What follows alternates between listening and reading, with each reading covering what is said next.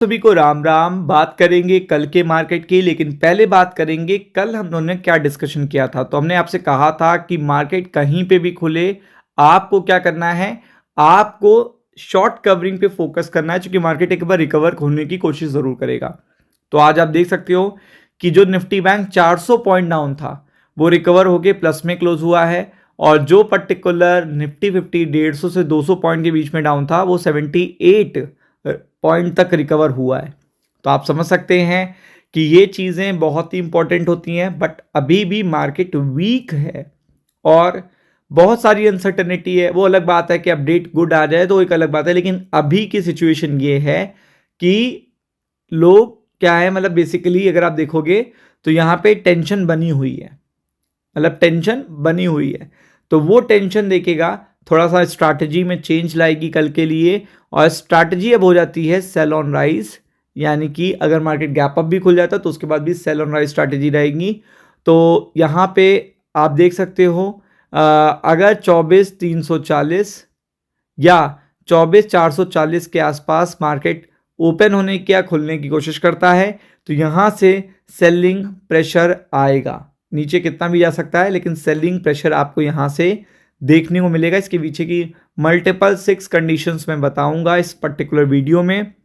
Nifty bank की बात करें तो देखिएगा, स्ट्रांगली अगर देखेंगे तो निफ्टी के कंपैरिजन में निफ्टी बैंक ज़्यादा अच्छे से बिहेव कर रहा है। तो यहाँ पे 57 अगर आप देखेंगे, मुझे लगता है 660 और 770 एक इंपॉर्टेंट रेजिस्टेंस के लेवल हैं। अगर इसके पास या इसके ऊपर निफ्टी बैंक रहता है तो सेलिंग प्रेशर देखने को मिलेगा। तो ये आपको ध्यान में रखना है। अब मैं जल्दी से आ जाता हूँ फटाक से। पहली अपडेट आप यही देख लो कि ये आपका देखिएगा है बॉन्ड मार्केट। ये मैं एक कंट्री का नहीं दिखा रहा हूँ, मल्टीपल कंट्रीज का दिखा रहा हूँ, जिसपे आपका सीधा इम्पैक्ट है गिफ्ट निफ्टी पर। जापान का सारा देखिएगा अपडेट आपको देखने को मिल रहा होगा। जापान का जो पूरा देखिएगा बॉन्ड मार्केट है आप हो चुका है, और इसके अलावा Germany, France, UK, Spain, Italy, ये सब भी देखिएगा आपको देखने को मिल रहे हैं। तो ये पहला एक संकेत होता है सेलिंग प्रेशर का। आगे बढ़ते हैं तो आप आगे देख सकते हो कि सिल्वर देखिएगा, गोल्ड पॉजिटिव है, ये बड़ी बात नहीं है, लेकिन क्रूड पॉजिटिव है, ये बड़ी बात है। और अब अगर क्रूड 90 के ऊपर जाता है या 100 के बीच में आता है तो वो ज़्यादा इम्पैक्ट करेगा, क्योंकि ज़्यादा टाइम तक देखिएगा ये इस लेवल पे ना रहे। ज़्यादा टाइम तक रहेगा तो बहुत घाटा होगा, मल्टीपल नेशन का घाटा होगा। तो वो चीज़ बड़ी इम्पैक्ट करती है। आगे बढ़ते हैं। आगे अगर आप देखेंगे तो गिफ्ट निफ्टी अभी जब तक मैं वीडियो बना रहा हूँ निगेटिव है, और आप देख सकते हो कि यहाँ पे यूएस के फ्यूचर्स भी निगेटिव हैं। हो सकता है ये पॉजिटिव भी हो जाएं और अप खुल जाएं, तब भी सेलिंग प्रेशर रहेगा। मैंने कहा था मार्केट बैकफुट पे भी वीक है, और अगर ये बढ़ जाती है गिरावट तो आपको पता ही है कि वो परेशानी आपको क्रिएट करेगी। तो वो स्ट्रैटेजी क्लियर रहेगी। और यूएस तो अभी वीक है ही है, यूएस आपको वीक देखने को मिल रहा है। अब इससे खतरनाक अपडेट हो जाते हैं कि बहुत सारी नई चीज़ें हो रही हैं। सीक्रेट प्लानिंग चल रही है, शुरू होने वाला है न्यूक्लियर वॉर, क्वेश्चन मार्क है यहाँ पे। ईरान पर अब तक सबसे बड़ा हमला करने वाला है ट्रम्प। तो आप देख सकते हो यहाँ पे सबसे बड़ी बात क्या है, जो 60 डेज का एमओयू था वो खत्म हो रहा है आज रात। तो बताया जा रहा है कि कोई बड़ी अपडेट आनी है यहाँ से। अब ऐसा मार्केट को सस्पेंस है।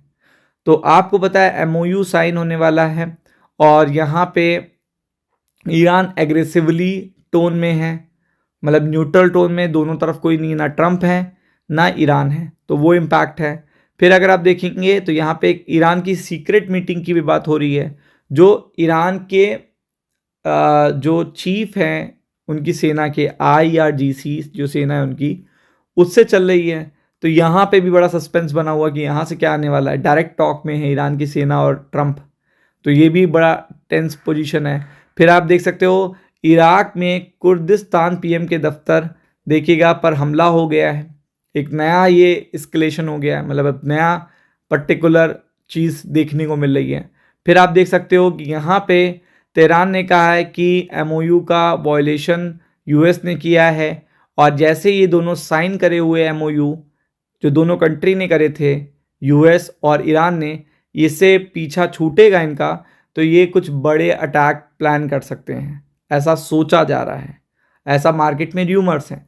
तो ये चीज़ MOU ख़त्म होने के बाद एक सस्पेंस क्रिएट करेगी मार्केट पे, इसलिए मार्केट थोड़ा सा सेलिंग जोन में जा सकता है। तो be prepared for it. Ram Ram.